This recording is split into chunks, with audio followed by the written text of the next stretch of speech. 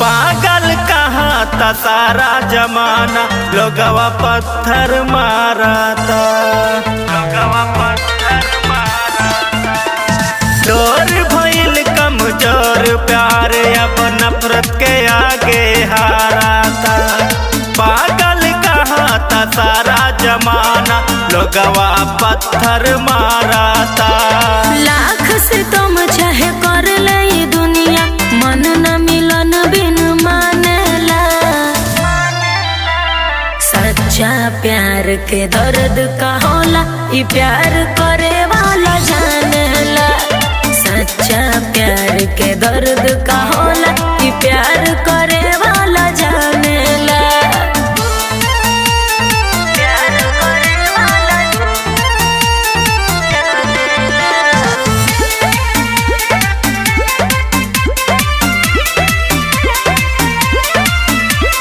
लोरवा ई मोहब्बत के देता हवे गवाही हो।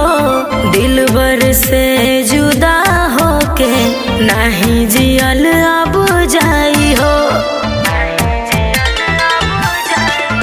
सुना छोड़ देले बानी अब जिए के आस, सनम थम जाई लागता सांस।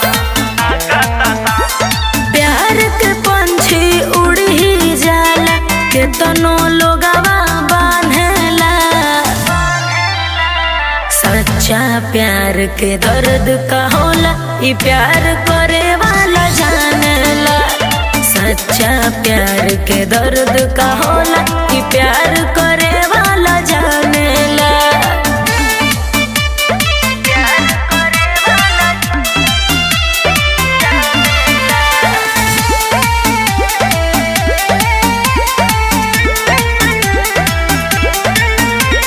सारा बंधन तोड़ के हम तोह से मिले आई हो।